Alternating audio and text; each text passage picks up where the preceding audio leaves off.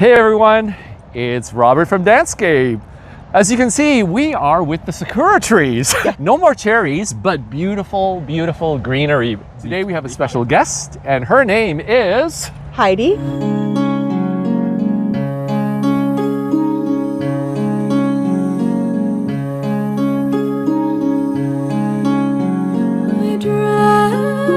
Heidi. Thanks so much for coming on today. You're welcome. You're part of our danceScape community. Yeah. And you started dancing with us, I think, last year. Yeah, September. What inspired you originally to want to learn to dance? I love dancing, and when I was little, I actually did ballet. And then Nice. I did ballroom lessons when I lived in the city, and now that I'm out in Burlington, I'm like, I need to do something, like I want to learn. You came to our open house, and we usually ask, where is everybody from? And the majority of people are from Burlington, more local. And Heidi says, Lindsay! Yeah. And you were the furthest one to come, and we Yeah. were so honored that you were able to do that. Last year especially, my dad was going through dementia. Unfortunately, eventually he passed away. And while we were kind of talking in class, you shared that a similar situation had happened to yourself. It was actually my partner of almost 4 years. Thanksgiving of 2023, he passed away. He lost his cancer battle. Oh, wow. It How was- long a process was that since the discovery and then his and your, going through that process, right? It was, everything's fine, we're healthy, to I'm sick, to Gee. by the time he got his formal diagnosis, he had passed in 2 weeks. Oh my gosh, that. He had left, unfortunately, he'd left it too long. Oh, I see. Were there already kind of symptoms that you He was think? In hindsight, everything's always hindsight, right? Yeah. Yeah. So I found, like, in around March, I was like, I felt something was off, and I'm like, I Right. think you should go to the doctor. He's like, no, it's just a cold. Everyone at work is sick. I'm like, okay. Yeah. And then it kept, I'm like, no, like I really think something's wrong. You should go to Wow. the doctor. Yeah, yeah. And he goes, no, like everybody's sick. And then he started getting pain in his side. I see. Well, the pain in his side is when we realized that's when it was lung cancer. And that's when they had realized it had Progressed. moved to his liver. That's Oh what the my pain gosh. was. Wow. Wow. So he had gone in August to the ER to see what the pain was about. And then he had tests, and pretty much, from the very end of August to Thanksgiving, that's how long it took. And then it was just so sudden. Yeah. And like, You know, and then my- I realized how much I didn't really heal from when my grandma Oh yeah. passed. And Was it a short period of time too from your it grandma? was like January to April kind of thing, but hers, like, we didn't realize how bad his was. Yeah. Because he didn't tell me, and he was like, no, Right. it's okay, I'm gonna have surgery, I'm gonna have radiation, we're gonna be good. I'm like, okay, cool. Yeah. He did it so I wouldn't worry, because I'm like, what am I Yeah, supposed exactly. to, how am I supposed to worry? Exactly. And Yeah. like, what am I gonna do? Yeah. Like, I'm not a doctor. I'm not a doctor. So, I mean, it's hard on everyone, really, at the end of the day. Yeah. I mean, I can understand from his point of view not wanting yourself to Yeah. be concerned. yeah. It's kind of like a double-edged sword. I don't even know how to process that. My mom went through breast cancer. At least we Yeah. had, a number of years to be able to go through the Yeah. grieving process. Yeah, no, this was like almost Oh my instantaneous. gosh! Wow. And pretty much, I was the only one who knew how sick he was. I made him tell his kids, Oh yes. and they yes. were they're Because he younger was than me. hesitant to tell kind of an idea, he or had probably didn't sort know of- how to. Probably that, and he sort of has a complicated relationship with his kids. Yeah, So yeah. I said, no, like, this is something you have to tell your children. Yeah, Like, this is yeah. too serious to keep to yourself. Yeah. Easy had you to speak to kind of. Yeah, and then he's Process like, himself. well, I said, if whatever you need, I'm here, because I thought this was going to be a long, journey. I Yeah, thought there was going to yeah. be like all the treatments and everything, and he didn't even have a chance to go for treatment. So How did that affect you? Like, I mean, did you even have time to process that, because it did happen so quickly? not really, no. No, Like I was hoping for the best, but I think somewhere deep down I was like, this is not going to end well. So it didn't. I didn't Yeah. process that very well. Yeah. it was rough. It was rough. Yeah. Oh. Did you have someone to talk to? My mom was there for me. I had a friend who would check on me like every day. Perfect. So he would just text me and be like, "How are you doing?" I'm like, "Yeah, well, I woke up this morning." It's like that, I suppose, isn't it? And I mean, To wake there's up. always that split second before you're really awake where everything's still normal, and then your brain clicks on and you're like, oh, this is my life now. And it was hard. So for the first month, I was literally a zombie. Like I was just doing just enough, one, not to get fired from my job. Oh gosh, yeah. Because I couldn't really take time off. Yeah, I had to be there. Yeah. And I was just doing enough to get by. Yeah. But I went to grief therapy. Oh, so that's great though that you did. Yeah. Some people wouldn't do that, and especially guys. Yeah, guys are a little more, which is why I think he left it so long, because he's like, no, it's one of those guys things are like, no, I'm not going to the hospital unless like something's broken or like if or my hand's falling off. Yeah, or like something. my bone's poking through the skin. Maybe I'll go and see the doctor. Yeah. Which was funny because he was actually more concerned about me getting my cancer screening. Oh, because right. I have a slightly higher risk of breast cancer because my grandma had it and my mom had it. So now I have to go every 2 years to double check. Yeah. And he's like, no, did you go? I'm like, yes, I went. He goes, are you okay? I'm like, yes, everything's fine. I'm like, okay. And then he just ignored his own. So I was like, I see how it is. How did you two meet in the first place? And tell a little bit about your connection with each other. Funny enough, we actually met online. Oh, nice. We know a lot who've met on, like, Brownie does wedding couples, and it's amazing the stories of meeting online. Yeah, we met online and met up, and we just connected. Like, he was that, I'm an overthinker. I'm anxious about stuff, and he's very calm and chill, and so that helped, that calms me down too, so... It's the yin-yang thing, like when you find someone that balances. Bellie's and I feel we're the same way. You just have enough to be similar, but then, the other person has what you need a little more of to help balance.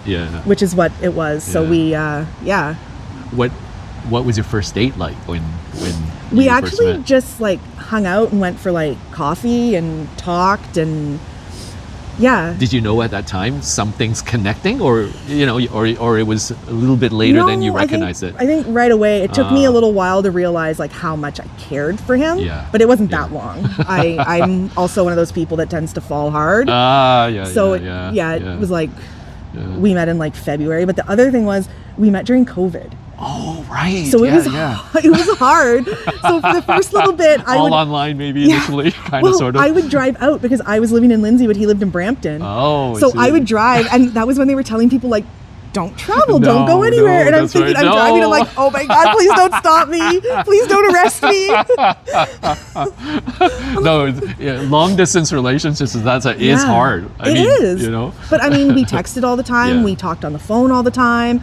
I'd spend weekends and we'd hang out and just like have dinner and talk and I totally get it, because when Beverly and I were dating, she lived in Kitchener.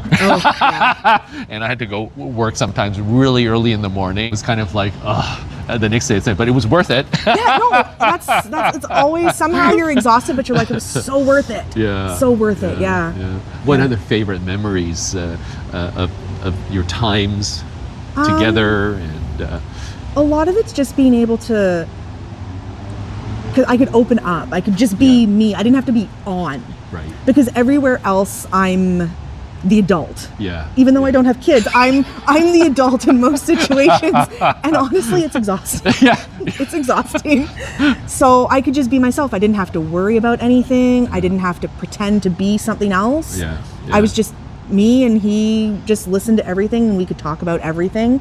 So that's some people never find that in their lives. I know. To have that, even though he has passed, but to have that and to be able to have those memories, I think it's extremely special. I think so. We it's funny because I still tell people this story. We went to a concert. Him and his friend and I all went to the Journey concert a few years ago. Yes. So in the intermission, they went up to go get more drinks and use the bathroom and stuff like that. And then his friend comes back, and I'm looking, I'm like, I'm like, and I just look at his friend, and the first words out of my mouth were, "He got kicked out, didn't he?" Oh no, you're kidding. No, Oh, he got kicked out of the concert. And I'm like, so maybe you did need to be an adult in this. Yeah, in that situation, I probably should have been the adult. The other funny thing was we always would go to this shawarma place near his house, and the girls there always saw us. So one day I went over, and he's like, "I really don't feel like going out. Can you just go pick this up for us?" I'm like, "Yeah, well, no problem." So I get there, and the girls are like, "Oh, your dad's not with you?"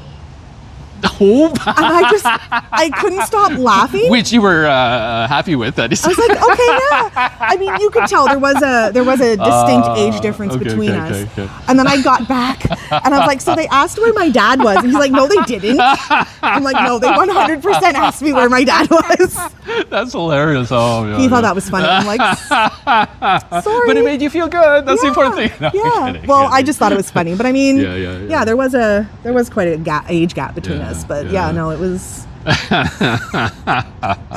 So Yeah. in going through, then you mentioned so he did smoke. Is that He did that? smoke, Okay. a lot, which Yeah. is probably didn't help. Yeah. Which, in hindsight, is probably why when I told him you should probably stop smoking if they want to put you on chemotherapy, Right. why he didn't, because he knew there was no need. Yeah.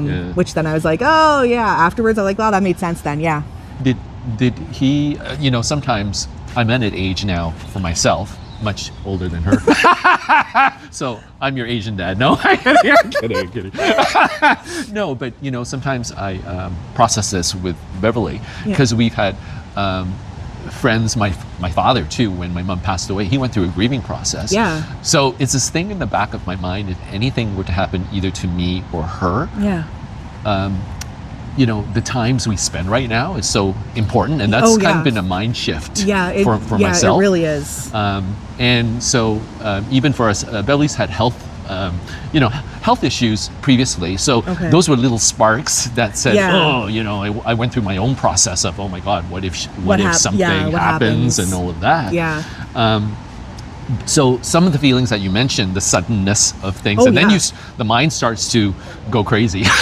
Oh yeah, and that's my problem is I overthink, so my mind just won't stop, and it's a lot sometimes. What went through your mind, and did you have a chance, both of you, kind of to talk through what if, or Nope. No, we didn't even discuss it because we didn't think about it. He kept saying, I'm in good shape, I'm healthier than everybody else, I'm good, everything's good. I'm like, okay, well, if you think we're good, then we're good. We didn't discuss it at all. So when my grandma passed, my dad took us up to see his mom to give us sort of a break from it. What we didn't realize was then she passed on the Monday when we got back. So like I hadn't seen her and I felt horrible. But this time I was like, I'm 100% not having that happen again. So I took the time off work and I spent like all Thanksgiving weekend with him.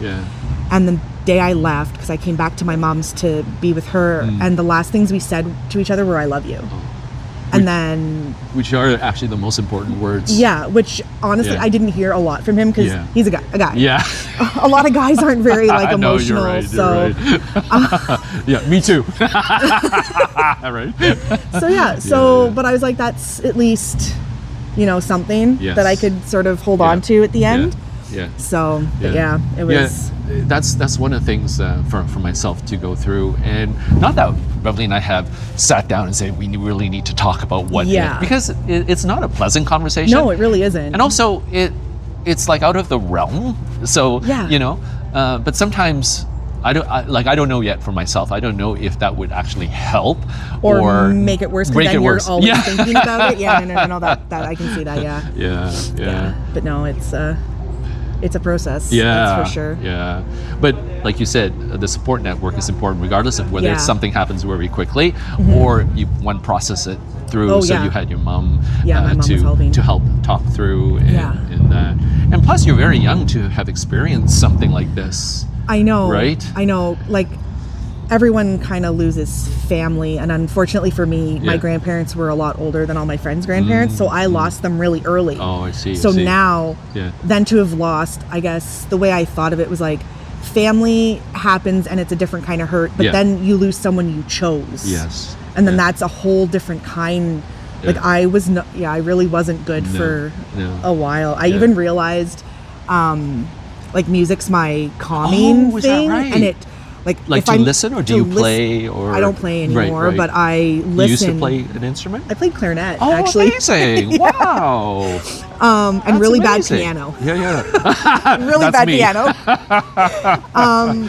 And I always, with certain music, I'll like crank it up, and then it just calms me and centers me. Yeah. And I normally sing in the car too. I realized from when he got sick, I didn't sing in the car at all until I realized I came out the summer after, like in July, and then I started singing. I'm like, wait a minute. Yeah. I'm like, I think this is the first time I've actually sung in the car. Yeah. And I was like, okay, so maybe I'm getting better. Yes, I mean, for a while there was a lot of the rough days are few and far between now because it's been a while, so it's getting easier. Can you share, only if you're comfortable, when you say the rough days, what happens during those rough times? The rough days? Yeah. Those are the days where I don't want to get out of bed, or I spend the whole day crying. That's unfortunately when music would set me off, because then I'd hear a song. It's true. And then, because I know he really liked Ed Sheeran's Perfect. And so when it would come on the radio, I'm like, nope. No, it's true. It's true. Click it. As much as music has a beauty to it that can inspire, but it also brings back certain memories. Yeah, it triggers memories, and then you're which like... can be painful, right? Yeah, there was a lot of times where I was...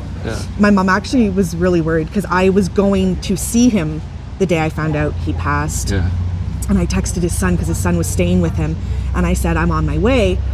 And his son's girlfriend actually called me. And she's like, this is Heidi, right? I said, yeah. I said, well, I was coming out. She's like, don't, he's not at the house. And I thought they took him to the hospital because he'd wanted to go.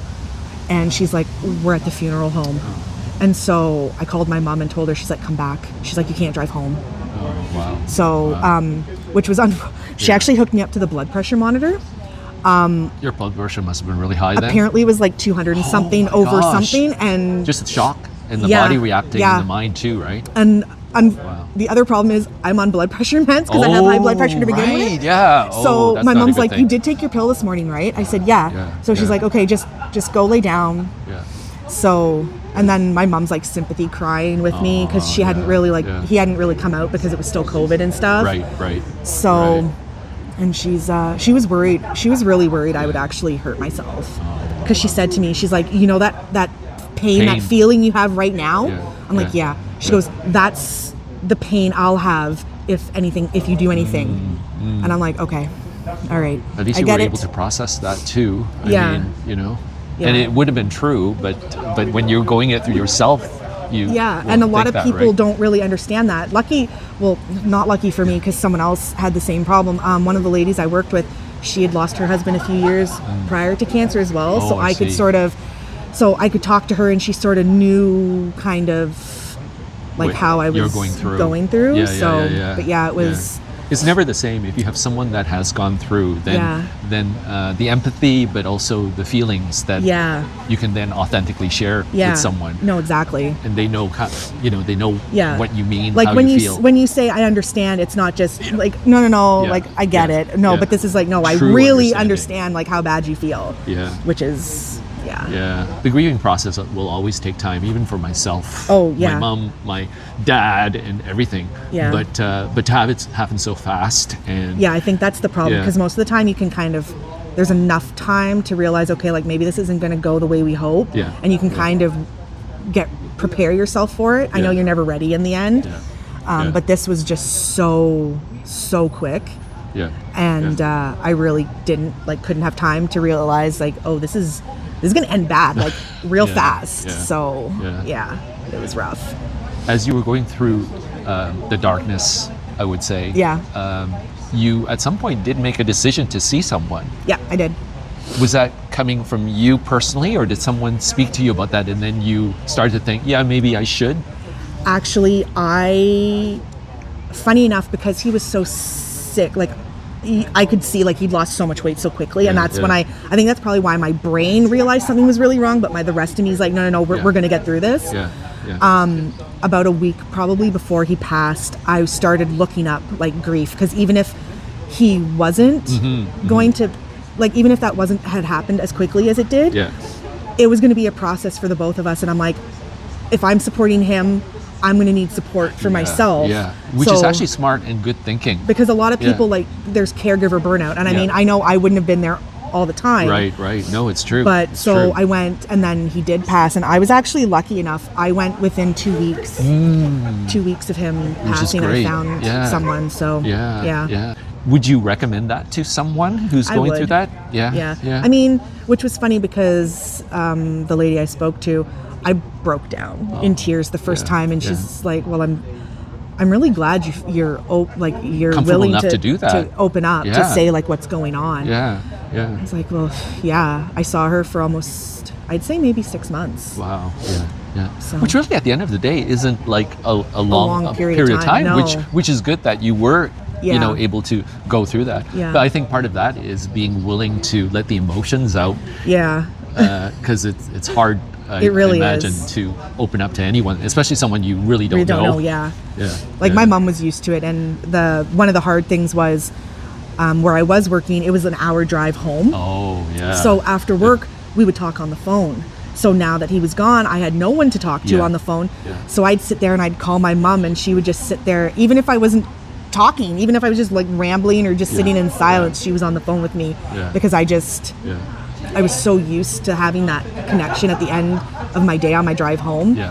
I couldn't be in my own head for that first bit. So I think probably into February, I was probably still like calling my mom every day on the way home, or my friend would call and we would talk for a bit. He'd check in to see if I'm okay and stuff like that. So and through the process, you mentioned the music, and then ultimately you made a decision to come and see us. Because even for myself, I grew up with shyness and everything, but not to say you're shy, you're not. Not so much. But to make that, but I think to have gone through and then to have everything then be internalized, then coming out to meet other people. What made you make that decision to do that? A lot of it was I needed to get out. I was lonely. Like honestly, I'm was lonely. And I thought, I'm like, well, I like dancing. I love music. I said, so even if I don't keep going, then at least I got out to see. And then right after the end, like the end of the open house, I was like, nope, I'm signing up. Nope, it's happening. I'm going to sign up. But that's like, it's steps forward, I feel. Like, the way you've described it. People coming to our open houses, we don't know everyone's story. We're always happy because we've gone through our process to take that chance to do something different, because in our own lives, we took a chance for ourselves. Exactly. And you really don't know, like you said, until you're in the midst of it. Kudos to you for doing that. Not everybody feels that they're ready. I know, yeah. Well, my mom had even said, so I went to the Swing Out to Victory dance in Hamilton. I remember you said that. And my mom, the year before, my mom had bought a table and we went with people she worked with. And so last year, she bought a table again, and I sat there and like, who am I going to go with now? But which was funny because I was dancing with Andrew the one day, and he was saying that was going to be so awesome. And so I went home, and my mom's like, invite him. We'll go. And I'm like, I said, okay. And then I managed to wrangle Chris and Steven. Oh, that's awesome. So we call them the Kelly brothers. They're so brothers. Awesome. We love them. So they came with me, and it was funny because even the lady my mom works with who came the year before, she mentioned to my mom at work, she's like, Heidi looks so much different now. She looks so like she's so much happier. I danced that whole night. Like I don't think I sat at all.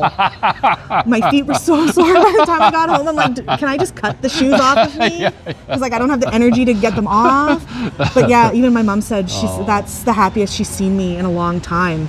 So the music and that, And it must be nice for your mom too, because going through the journey with you, she's seen at the lowest points, and then to see you be uplifted must have been very special for her. And I think that's the thing for my mom too, right? Like she can only be there with me. Like she can only watch me go through it. Like there's really nothing she can do for me, unfortunately. So, but but now I have all the dance group, and we go out and we go to dinner and karaoke and we go bowling and we hang out at the Legion, which apparently the Burlington Legion is the place to be.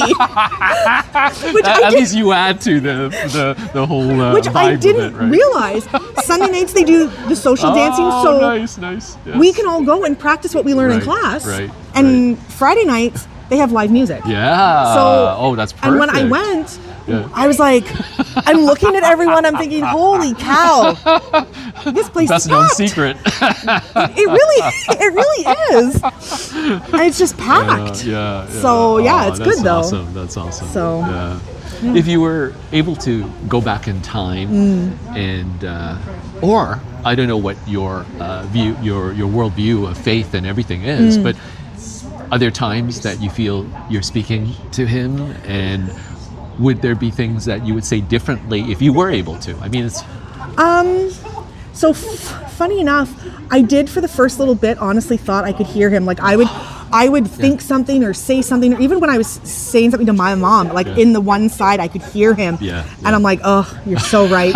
And my mom's like, I'm like, I can hear him. She goes, okay. Wow. But we come like my mom's Very intuitive. family, we are, and we're Eastern European, so there's superstition and amazing. so there's a lot of like. Well, there's so many mysteries in life. You Exactly. know what I mean? But yeah, no, he. There's definitely times where I would think I'd hear something because I'm like, oh, that is 100% something he would say to me, 100%. But then I would just talk in the car sometimes to him because I'd know what he'd say back to me about something. So that's the energetic and spiritual connection that one always have, no matter whether it's not in the physical being. And it's through you're sharing these moments that I feel you uplift me because life is such that it has its valleys and its peaks. But to be able to talk through and then give me a little glimpse of Ron, right? So it's beautiful, and that's what brings us joy ultimately to have yourself in our community. Thank you. And sharing your story because others are going through this or have been through this. That's true. And if we don't have the possibility to talk and to share, a lot of people feel alone, and we're not alone. Yeah, no, that's exactly. That, right? Yeah, you feel alone a lot of the time about it. So, well, I hope I know we will have continued conversations. This is just the beginnings of, our conversation with this. Yes. And just want to thank you so much for doing this, especially when you opened up. And again, we never know everyone's life journey, but when you open up and we know these common things, then it makes everything important. It helps to talk about it too, because then it also heals a little bit of you inside. Usually in our interviews we do a dance challenge.